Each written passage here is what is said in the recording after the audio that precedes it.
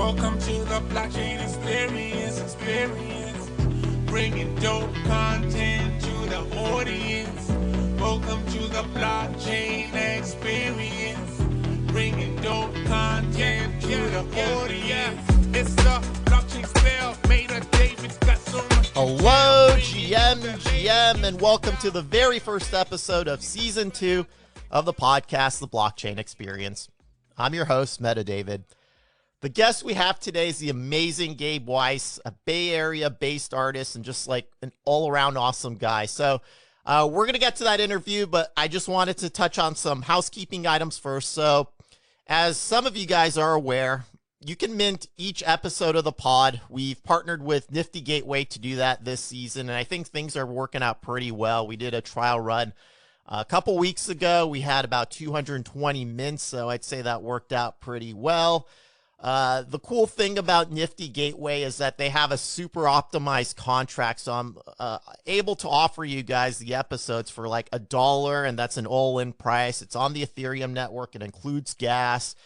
So the only reason it's $1 is because Nifty Gateway forces me to charge something, and the minimum amount they force me to charge is $1. Otherwise, I'd make it for free. But kind of the trade-off last season is we did allow it to be, it was free last season, but it was on Manifold, right? So you still had to pay gas, and gas, especially during last season, could easily be in the double digits. And, you know, we got feedback that started to pile up, which is certainly understandable. So this season, it's only $1 each episode, all in. Mint as many as you want. Go crazy. We're not going to limit that this season. So I think, again, it's working out pretty well. So why would you want to mint an episode? So I'll tell you a few things. As a podcaster, I get some like macro level basic analytics as to who the listeners are. But by making it available, the episodes, making it available to mint, I'm getting more direct line of sight as to who you are and able to better engage you, activate you, and interact with you. And, you know, in some ways, even sometimes being able to pay it forward with a gift of my own. So last season, we did a whole bunch of cool things, man. We did Bitcoin inscriptions for our loyal listeners. We airdropped Sabet's Tokyo Punks. At the end of the last season, as you guys saw on crypto Twitter, we took out an ad on Times Square, a large billboard, and put everyone's PFP and Twitter handles that were loyal listeners and loyal minters. So we're going to do really cool things again this season, just novel things that, you know, just kind of push the boundaries of what's possible when the blockchain's being used in this kind of manner. So really cool stuff to look forward to this season. So that's one perk of minting. Another perk I would say is the fact that at the end of each episode, we're going to do this at the end of this episode, is that we give shout outs to everyone that we can trace back as a minter. So I think it's always cool to kind of hear your name on a podcast. And then lastly, I think when you mint the episode, it just kind of gives you a little bit more skin in the game and you feel a little bit more connected to the podcast. And the hope is that by collecting these episodes, they'll be like vintage one day, and it's something that you can look back and has value to you the same way that you could look back at things from like the 50s or 40s and 60s, and they're nostalgic. I mean, even if you're like looking at things from like the 80s, 90s, again, still nostalgic. As if you've been listening to me I've been on, you know, quote unquote, the air now on podcast land for about a year now. You'll kind of see the pattern that I don't think of things as just like what's in front. Like right now, I'm looking at things down the line, and it's not just like 3 months or 6 months. It's more like 5 years, 10 years, 15 years. Some cases like literally forever, because I am a big believer that the way that the blockchain can be used is that these things can persist in perpetuity. So, and I think that concept is very interesting, that we can have generations of folks look back and look at these things because they're on the blockchain. So really want to push the boundaries of that and just do some cool things. So all that's to say is that the overarching goal is really just to bring back value to you guys as listeners in all forms and just keep things interesting and fun. So those are the housekeeping items that I want to touch on. We're going to get to the Gabe Weis interview. Then after that, we're going to do the shout outs. But of course, there's one thing that we have to do before we do all that, and that's a word from our sponsors. Ledger is the smartest way to secure crypto holdings. Their hardware wallets are trusted by over 4 million customers. Ledger can be used to secure, store, and manage over 1,800 crypto assets. Using the Ledger Live app, you will have a one-stop shop for your crypto needs. Buy, sell, exchange, and grow your assets with Ledger's partners securely and easily. Stop getting your wallet drained. Head over to ledger.metadavideth.com and take self-custody today. Have you ever wanted to display your NFT art in the physical world? Look no further than Token Frame. Token Frame's patent high-quality physical displays start at 10 inches and run all the way up to 55 inches. They're truly built for authenticity. Just sign in with your wallet, connect to Wi-Fi, and cast your NFTs. It's really that simple. And best of all, no subscriptions. Token Frame supports Ethereum, Polygon, and Solana with Tezos on the way soon. It's no wonder they're trusted by OpenSea, SuperRare, Nifty Gateway, and more. Start flexing your NFT art by visiting tokenframe.metadavideth.com. Again, that's tokenframe.metadavideth.com.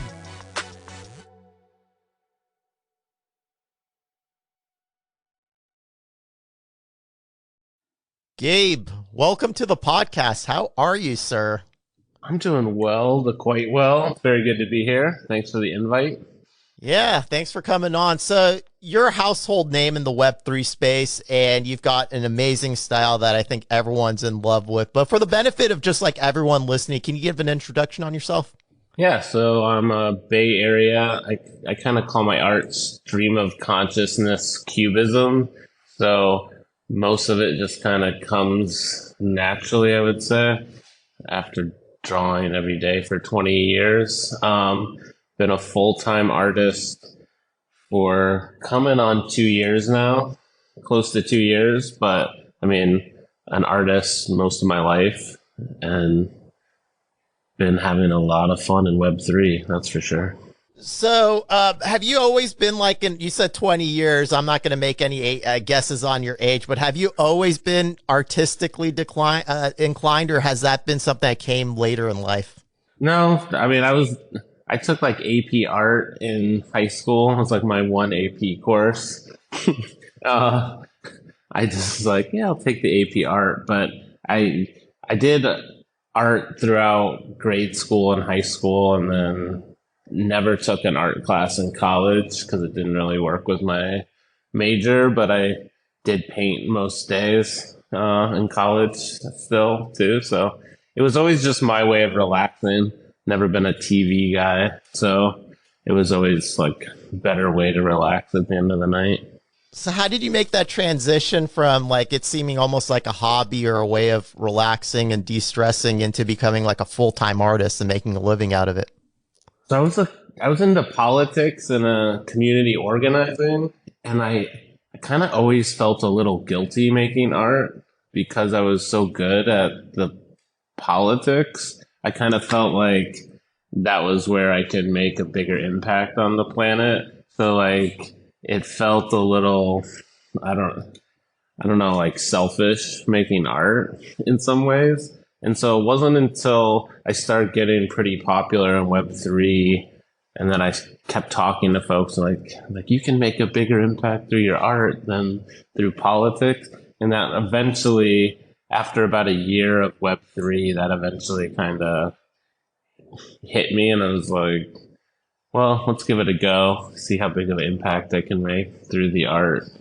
I'd also say it didn't hurt that I had done very well that year. So I'd made about 10 years worth of political money in a year. So I was like, if it goes all to hell, I at least have some money in the bank. I won't go starving.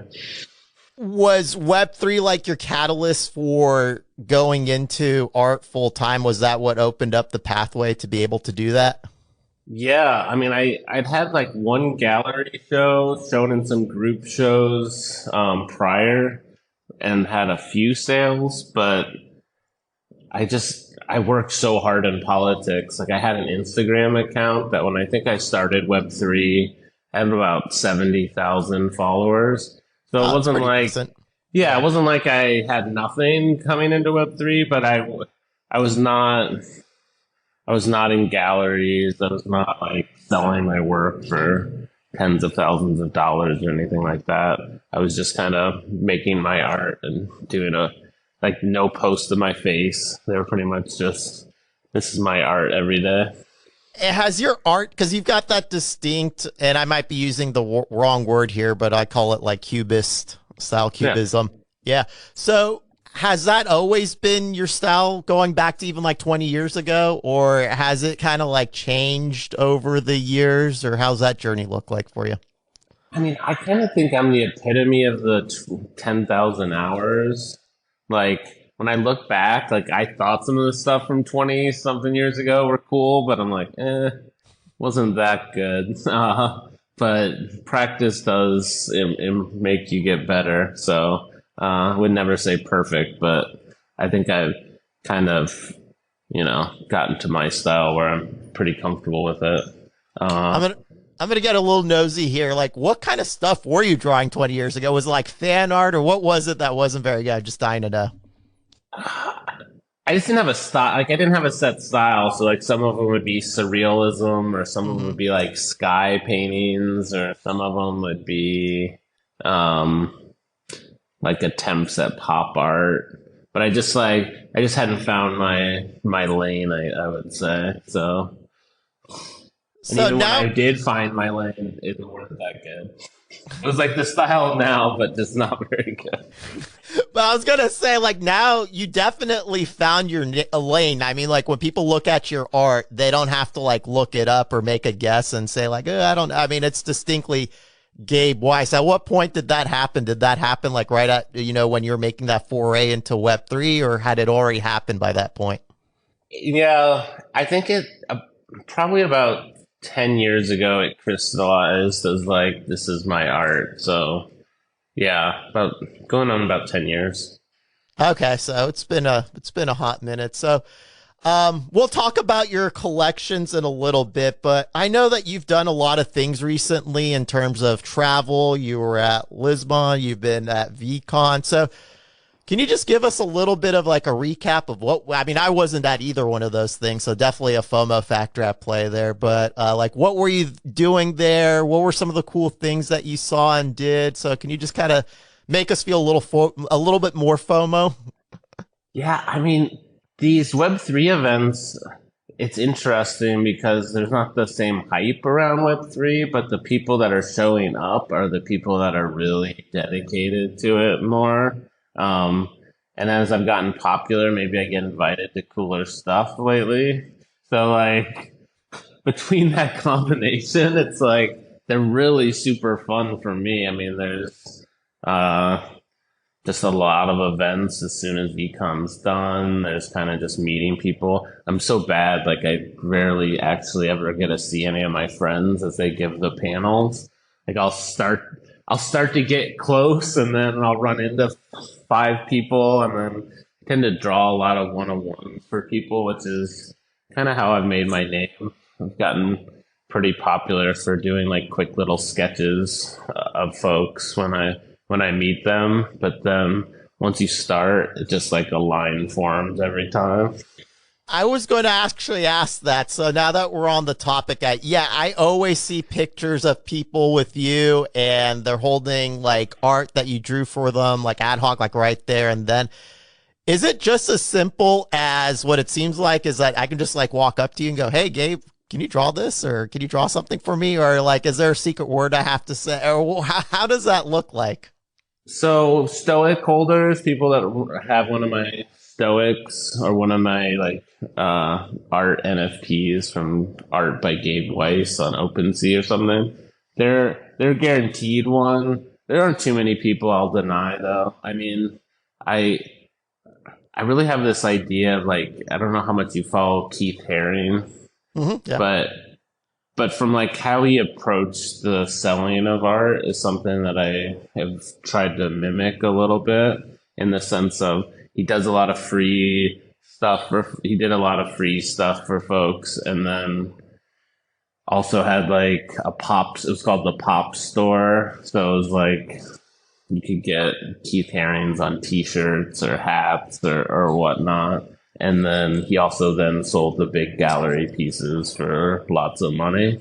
And I think for me, it's like having that combo. It's like the little sketches are the gateway drug, I feel like, into the Gabe Weis universe. And usually once people get one thing, they want to collect more, has been my experience. So some people are like, I can't believe you give away for free, but I do think it's really helped kind of mark how I'm different from a lot of the other Web3 artists. Yeah, I would say so. I mean, it's easy to say for me as just like a collector type, that like, hey, it's a cool thing, but kind of like if I were to put my business hat on, it just also seems like a way, to your point. I doubt you're, making people pull up their mobile MetaMasks and spot checking everyone. But I think for the most part, people who are asking are inherently collectors anyway. And there might be that small subset of people that might not be. And I would, like I said, suspect that it's very small, very little. And they probably almost feel like a sense of gratitude and indebtedness that they would want to go back and buy it too. It'd just be kind of weird to just have a hand-drawn piece. So like my take on it is, unsolicited take, is that it seems to be something that's working really well. And I think also when people are just posting that pictures posing with you and you're retweeting them, and this is just, people are seeing that, it's just like all over Twitter feeds and getting that awareness out there. And I gotta imagine that it just is something that that works really well for you. And it seems like, given your success and track record that you have in Web3, it seems to kind of reaffirm it. Yeah, I think especially with how good AI is going to get over the next 5 years, 10 years, like it's already good, but I think it's going to get absurdly good. I think it's going to be really important to show your humanity and to have a connection with your collectors. So I think I have a deeper connection with my collectors than kind of most artists who have done well in the space. I think a lot of them probably don't know too many of their collectors, except maybe the very top end. Yeah, so not everyone's going to have like that access to you in person because you're just like one guy based out of the Bay Area, and then you do your travel to different venues and events. But like, what are your suggestions in terms of how an artist can maintain that relationship with their collectors?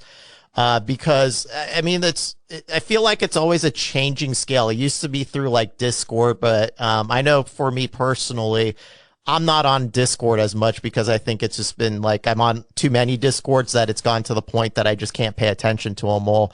And then I guess like after that, the new thing has been like Twitter groups, and then similar thing with Discord is that I'm on too many of them, so I have to put like all of them on mute. So like, what do you think is the current meta right now? And then also, how do you, I would have another question is, how do you also straddle being accessible to collectors? But I also know anecdotally that sometimes collectors can be a little, I don't know, they like have wants and needs and demands sometimes. And as an artist, you don't have like an obligation to like, fulfill everything. You can't, and some things that you just, doesn't make business sense for you, let's say, or you have your own reasons that you don't want to. You're creative and you should be able to create in the way that you want to and with the cadence that you want to. So question's kind of like twofold, is kind of for the benefit of my artist friends that are listening right now, is just like, what do you think is the best way to be able to connect with collectors that you might not be able to necessarily see in person or engage with in person? Also, how do you kind of just straddle that careful relationship between like, you want to be close to your collectors, but at the same time, there has to be like a limit. And I've heard this brought up by artists before on Twitter Spaces too, that there can be sometimes a line that collectors cross in terms of what they want an artist to do. So I've been pretty lucky. I called my thing the Stoics. So I think naturally a lot of folks, are more stoic that got into the collection. So they maybe have longer. Well, touche. Yeah, I like that. They get longer horizons. One that I really preach is email list. Like, even if you just do a monthly newsletter of some sort and share kind of what's going on in your life, I think that's really worthwhile. So I think I probably have one of the largest email lists. And one thing I learned in my first month or two talking to a pretty good collector of mine was just like demand is your friend. So I kind of always price stuff so that people could like make money right away. Like there'd usually be like at least one or two quick flips where people made, I don't know, 50% more, 35% more right away. And so that kind of always kept the demand strong. And I think if you have demand and then you're offering an email list where like people get first access to your drops by being on the email list, so there's actually like a value to being on the email list, I think that's a very strong thing to do. I will say, because of all the weird stories I've heard for these top end collectors, like I never got on Super Rare or Nifty or any of these big sites. I did everything through OpenSea, and kind of always did it as editions. My thought process was just like, I didn't just get away from politics to have like a couple rich crypto dudes feel like they own me. like that's what I think I've seen a lot from my friend. Like, and it's like I didn't want to screw anyone over. Like, you sell a piece for 30 ETH and then you sell one for 10 ETH like the next week, and you've kind of screwed over the person who bought it for 30 ETH. But like, there's only so many people on the planet who can drop 30 ETH on a NFT, and so just catering to those few people on the planet just has very little appeal to me. So I think pricing stuff so that no one really can own you. I mean, we had a couple complainers in the Discord around Stoics at one point, and they just kind of left. And like, I think the one biggest complainer I just had a phone call with or a FaceTime with, and just let them go into it. And I think we both agreed that it was fine.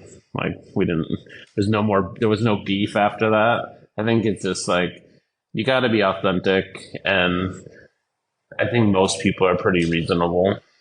Okay, so it seems like for the most part you've been able to kind of dodge it, and yeah, maybe just naming the collection the Stoics, kind of at least the one. I mean, you're known for many other pieces and collections as well in addition to that, but having a collection called the Stoics. How many tokens are in that collection again? It's not a 10,000. Yeah, 5,000.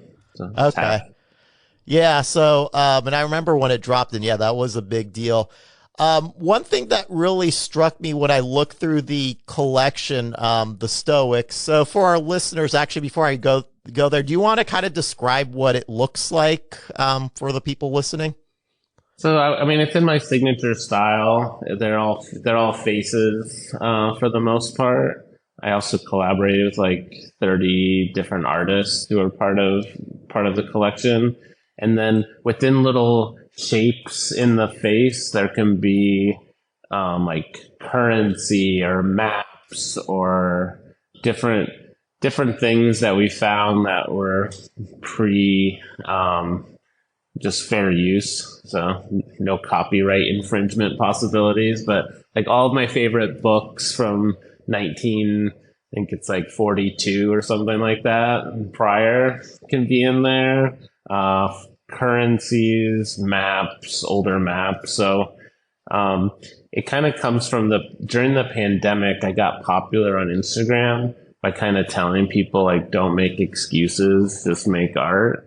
Because like you couldn't get to a lot of art stores, but like I had phone books around and cereal boxes, and like I was just making art on all these different kind of scrap things, maps and different things. So kind of wanted to incorporate that into the Stoics as kind of my ode to staying stoic and just making art no matter what. Is there an element there in terms of like a commitment to sustainability too? Is that playing a factor in that? Huge. Yeah. I mean, especially as you read how bad most recycling is, if I'm honest, like the reuse is by far the best thing you can do with materials. So I'm a real big fan of trying to reuse things that otherwise would just, I mean, maybe it would be recycled, but not as, I don't, I think that's one of those things where you feel better for doing it than it actually does for the planet. Yeah, and that was actually one thing that struck me, and I was going to ask a question about that, but you naturally led into the segue, is that when I was looking through the collection when it first revealed, is that there are a lot of, like you said, like phone books, currency, and that sort of thing, which it looked really amazing. And for me, those are kind of like the grail type pieces in the collection. And so I thought maybe that there was also, I mean, it looked cool, yes, but I was wondering also if there was just like some sort of tie into sustainability there too, which it seems like very much so from what you're saying. Very much so, and a lot of Easter eggs. Like the Stoics is my like endless game, I call it. So certain games are just like you know exactly what it is and it's done and you play it, you know. Stoics is kind of I'll build off of it in a lot of weird ways, but like we've done cool stuff where people and when at Art Basel got special NFTs if they had a Florida map, Stoic. So like, So cool. so like there's just cool ways to play around with a lot of the stuff in there that like I'm really anti-utility. I'm really for like surprise and delight. So it's like the people that want to play the long game with me, I think will be surprised and delighted over the years. And that's just kind of the approach I want to take with Web3 generally. Yeah, I couldn't agree with you more. I think with Web3, you really do have to look at this on a long-term horizon, especially when it comes to art. You know, you just can't look at like a floor price and how it's doing on a day-to-day basis. You can't even really do that with a PFP collection. These aren't stocks. So I've always been an advocate, and I say this on the podcast all the time, is like, one, just buy what you vibe with. Just like always, always, always. I would not even necessarily advocate like rarity, because if it's not something that you vibe with, but it's rare, I mean, I don't think it really like, you know, is providing max satisfaction to you. So just buy whatever you vibe with. And second, just like spend money that you can afford to lose. And I think if you just do those two simple things, you're always going to have fun in this space, you know, like you can't really lose. But if you're like staying up at night because, you know, a floor price is down, or you're just like anxious about stuff, like I would say, dude, you're overexposed in this space. Like, I mean, like it's just not, this isn't, yeah, I mean, we could talk about this. I've ranted about it before, but I just am It's a good rant. Yeah. It's like a super good rant.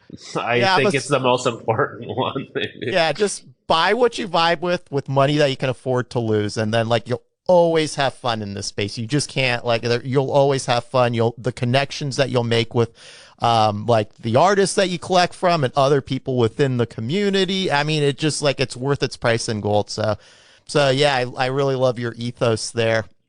So I'm going to assume that you're kind of like an adherent to the Stoic movement. Is there like a backstory? Like, did you read something in high school, or like that kind of like got you into that, or what's the Genesis story? Yeah. I mean, I think I was naturally a Stoic, but it wasn't until the pandemic hit really. And I was listening to a Tim Ferriss podcast in the first like month or something of the pandemic. He's like, this would be a good time to study your stoicism. I was like, damn straight.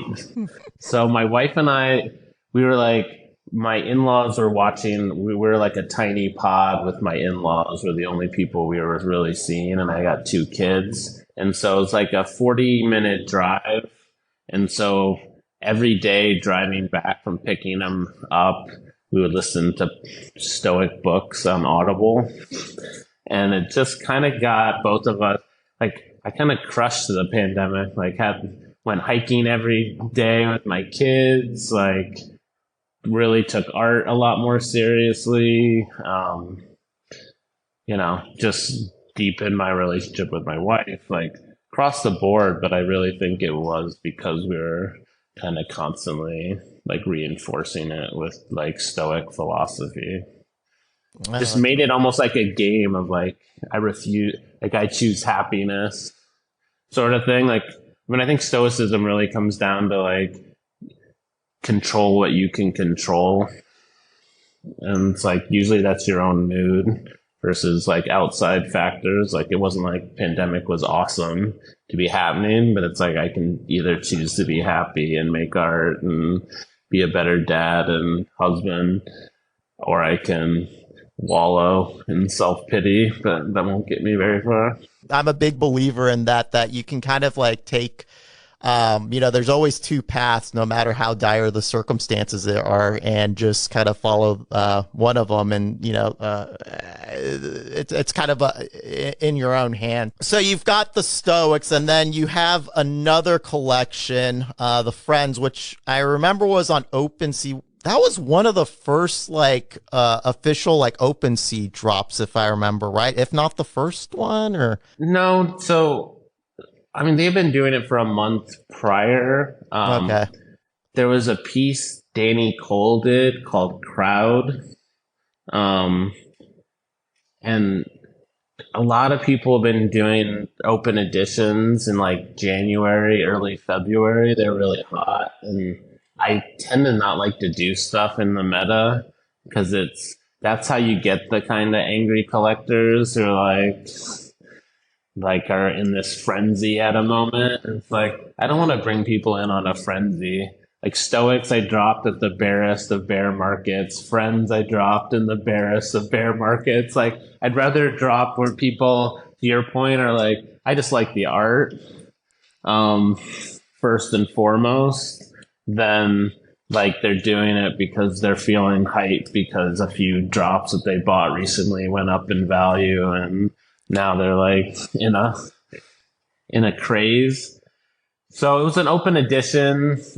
We end up doing buy one get one free for Stoic holders, and so 5,700 or so minted, and then 2,000 went to Stoic holders. So end up being 7,777.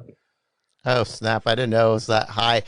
I think what I really liked about your drop was the fact that a lot of these open editions that I've seen on OpenSea are actually, frankly, with almost like any of them, it's like the same image and it's just like an open edition. So you could get, 10,000, and that's fine. I mean, sometimes that works, and I've collected those also, so no dig against that.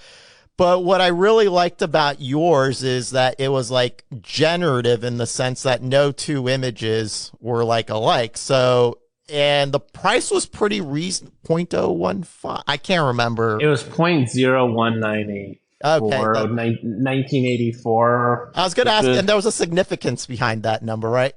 Yeah, so that was just I remember like that was the first time, I think 86. 1986. But that was the first year that I remember, like in first grade, I used to draw, and then me and my friend Nick would trade like our drawings to each other. And so it's kind of like going back to like I really made my career by having, I think, a lot of friends in the space and drawing a lot of these one-on-ones. So I thought it made sense to kind of commemorate the first time I gave a drawing away as part of it. And then I also I love creating in a guilt-free manner. Going back to like, ended up being like $34, which like isn't no money, but it's also super like reasonable. It's like a Chipotle. I mean, going out with the wife to Chipotle or something like that. I mean, like it's a price where like I don't sit there and worry about the floor price, and like I think it's some of the coolest art I've seen. And you get a 101 Gabe Weis for $34. So like I like putting it out there, and that came from Danny Cole's crowd drop. What I was gonna say earlier is like I think some artists, like everything they like, I try to be very innovative, but I'm also willing to, when I see a really good idea, iterate on it. And that was the first time. I think the two of us are the only two I've ever seen do it, actually, where it was like when he did it, I was like, that's exactly what I want to do.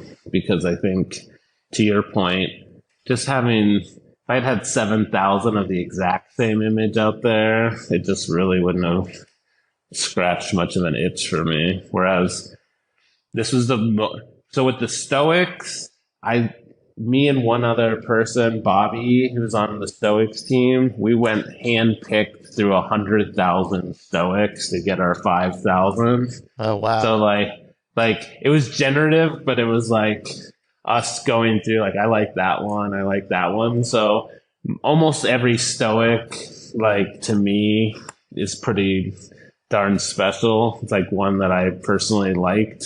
The Friends drop was I picked all the palettes, 256 different palettes to make it. But at a certain point, it was just like, do your thing, algorithm. Like, and so, like, to this day, I'll see people post them and I'll be like, whoa, I haven't seen that one. That one's awesome. Yeah, that's what I loved about that collection, is that it was super accessible.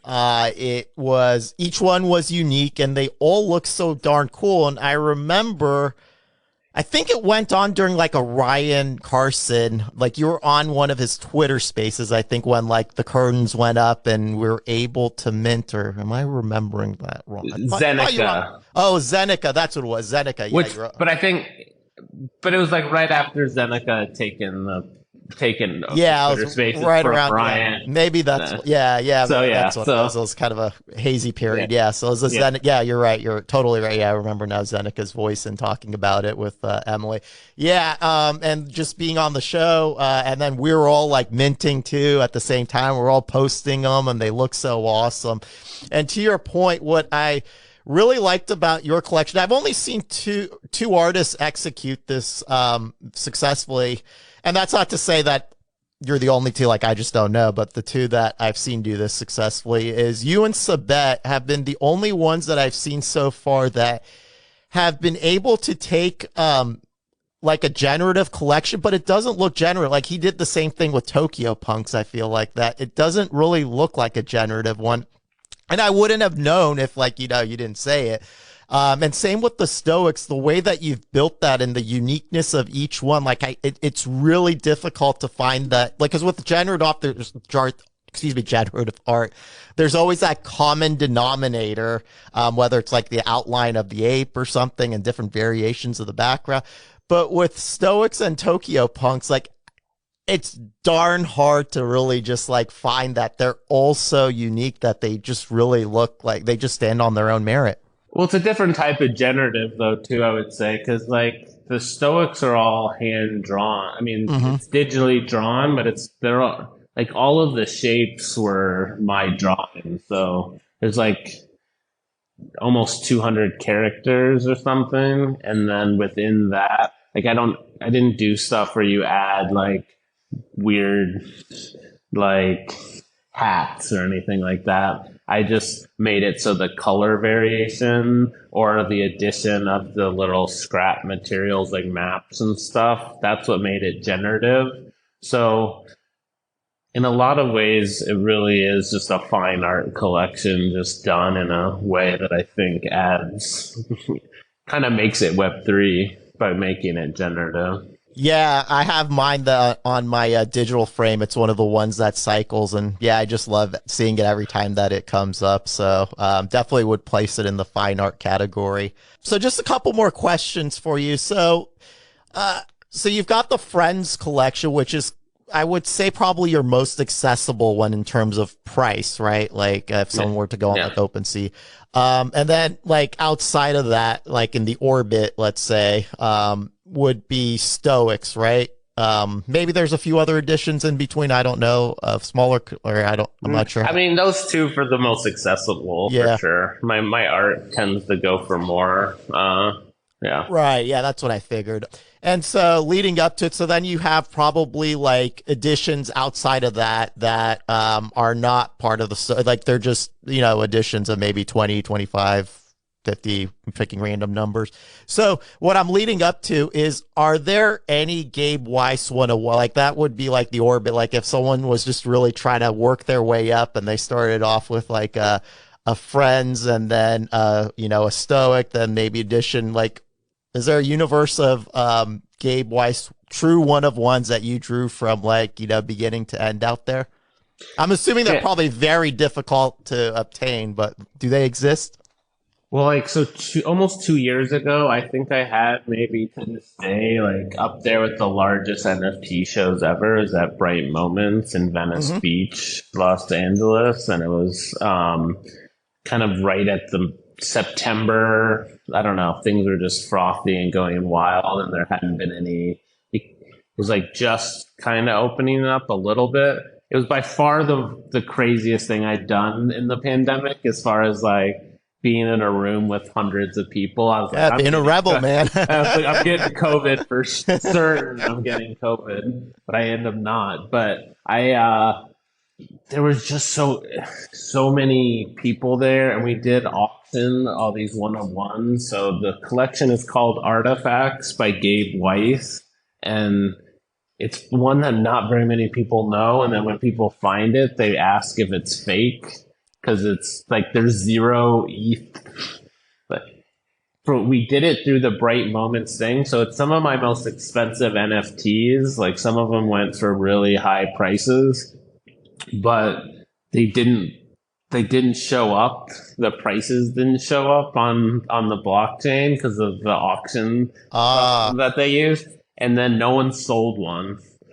So it's like a collection with 0 ETH traded, that all the pieces look like they went for 0. And it's like, well, actually, these went for 8 ETH when ETH was $4,000. So like, so that's one. And then my very first NFTs, I think maybe my first 10. So if you go to Art by Gabe Weis on OpenSea and then went into like the oldest, those will all be one-of-ones. Some alpha for your listeners is like, I think a few of the early collectors were people that just liked my fine art and then kind of got roped into buying an NFT that I don't know how much they collect NFTs. So you might be able to secure a grail in that first 10 at decent ETH offers. All right. Challenge accepted. I, with Sabet, I tried for the longest time to get a one-of-one, and only recently, and I didn't even tweet it because it's like, I got it. I'm not telling any, it's going in the wall. It's going in the vault. I'm not even going to socialize it because I don't want anyone to know about it or try to like, you know, fish me or anything like that. But challenge accepted with you. I've also been trying to keep an eye on the one-of-ones, and I did see that Artifacts one. I thought maybe it's like some sort. I just kind of glossed over it. So okay, I kind of I guess now competition with the listeners to see who that does.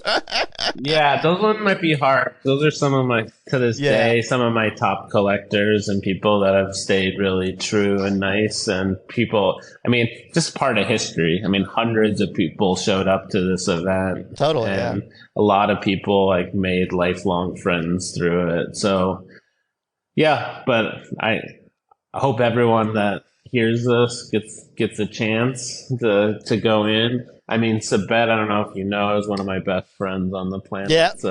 So happy to hear that you got a one-on-one from him. We early on, and we still talk probably 2 or 3 times a week, but during that craziness, we would talk like every night at like 4 a.m, just like, he stayed up crazy hours at all times making art. So, yeah. Yeah, that's awesome, man. Dear friend of mine.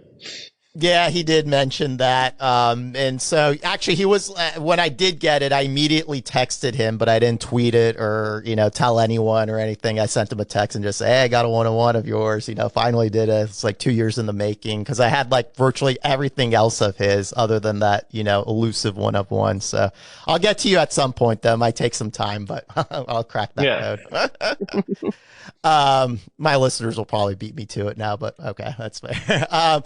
So anyways, one last question for you. And I always like to ask successful artists this, like yourself. I do have a lot of artists who do listen to the podcast too. So they're always interested in how like the successful folks are doing it. So what words of wisdom do you have like to an aspiring or emerging artist who's just kind of starting off in this space, or even might have been in the space for a while, but just kind of feels a little disappointed or a little bit demoralized by things not selling as quickly as like that era that you just described when you're up with up till like 4 a.m. and talking and painting with Sabette? Couple things. One, like, I don't think it's the best to need the money from NFTs in the same way you talked about not like needing the money if you buy an NFT. Like, I think in the same vein of like, if you just start to sound really thirsty or bitter, if you're like right now keep trying to mint a lot of stuff and it's not selling. So like, demand's your friend when things are going. I mean, there's going to be other bull markets, so have stuff kind of ready to go and maybe over mint a little bit during a bull market, and then in a bear, just like it behooves you to still be out there on Twitter and being a part of the community, showing up at events if you can, but it doesn't behoove you to like complain a lot about the market and put out a million pieces of work, because the second you look like I can buy, if people can buy your NFT tomorrow, then chances are they'll never buy it. Like if there's not some immediacy to needing to buy it. So those are some of the better things I can think of. And then create an email list. Like, don't make the algorithm from Twitter like shape how many of your would-be collectors you get to talk to.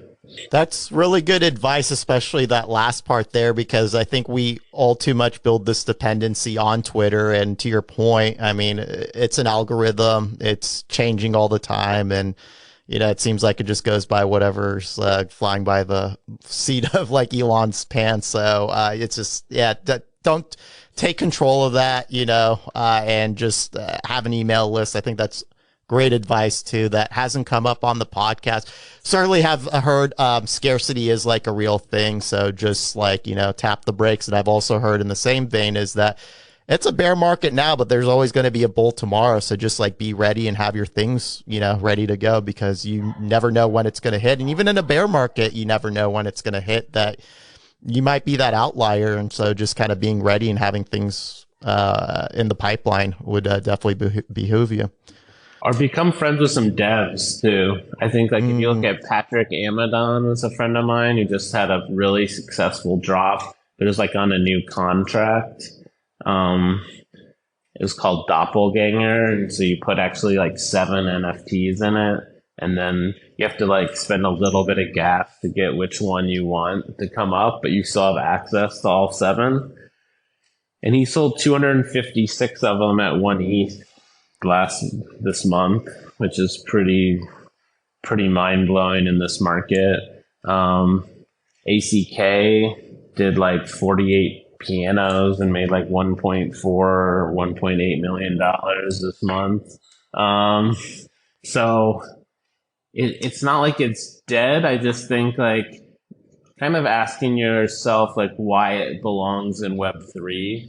And I think that's something that I've taken more notice of, because early on I was just putting out art because just for art's sake, and more lately I think a little bit more of the collectors that are still around are more kind of tech friendly folks.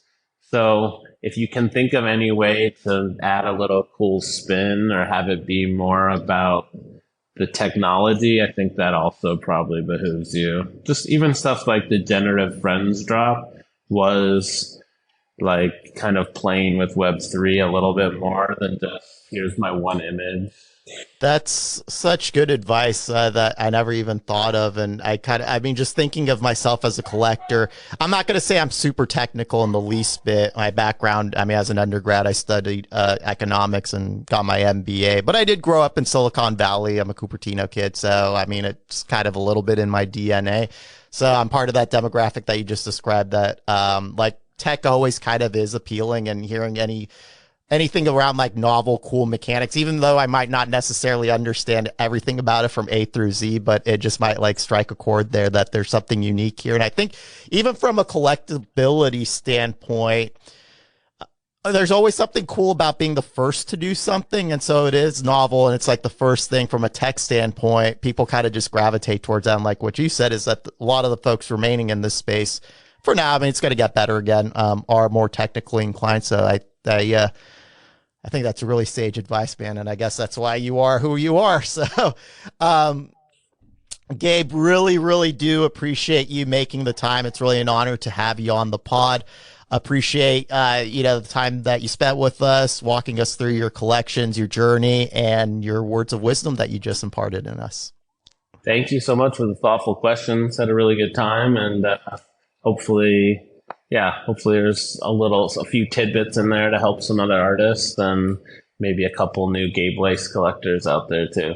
And that was our conversation with the amazing Gabe Weis. He's just an artist with such a big heart, and I really enjoyed my time with him. Check out his artwork in the show notes, and consider grabbing a Stoic to add to your collection. So now on to the shout outs. This is something that we do at the end of each episode to thank the people who minted the last episode. In this case, it was a trailer episode, so kind of a little bit of a trial run. It's one of the perks for minting. And since we're getting a lot more minters, the thank yous, the shout outs will be a lot more brief in the interests of time. So I want to just thank the following people for minting the last episode. And the list starts with Kaplui, who was a big minter, RJD, the photographer, another big minter, Arts and Design, another big minter, CL7, who was a whale minter, minted a lot of episodes. Thank you for the support there. Hustler, a big minter, Inceptionally, a full set holder. Thank you for coming by again. Andre Decalife, same to you. Thanks for coming by again. Emil MTO, dear friend and artist, thank you for coming by again. Full set holder. The Park Guy, DVD Dan, another good guy, full set holder. King Neptune, Cyber C, the artist who actually has an amazing drop going on right now called Bang.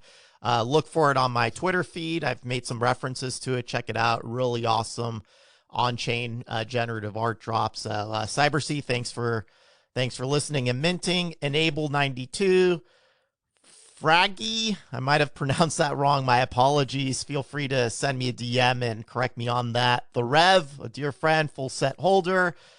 NFT Leaser, Mo51, Goldcoin admires good art. I like that name. 21BE, Mo1222, Dutchy345, SJS Inc., a dear friend, full set holder. Thanks for coming by again. Sir J33 Bus, RGC, Oscar Machinery. You guys all minted the last episode. Thank you so much for, I think it was like 229 mints or so. Really appreciate you guys. And listen, if you weren't able to mint the last one, that's okay, because you have an opportunity to mint this one. Check out the show notes. Follow me on Twitter. Turn on notices. And I'll tweet the link for the for Nifty Gateway on where you can go to mint the episodes and just be eligible for some cool perks, including the shout out. So I appreciate all of you, minting or not. Thanks so much for listening. And until next time. Welcome to the blockchain experience. Bringing dope content to the audience. Welcome to the blockchain experience. Bringing dope content to the audience. It's the blockchain spell made of David's got so much to tell. Bringing you the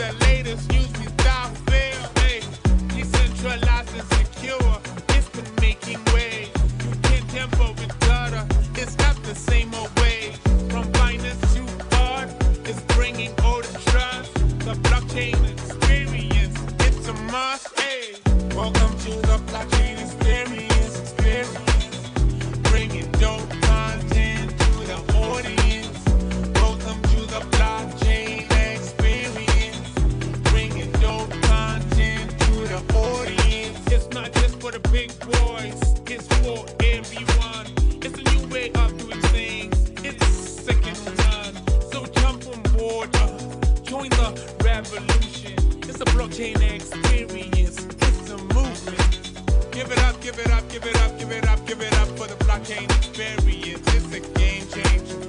It's a game changer. Welcome to the blockchain experience.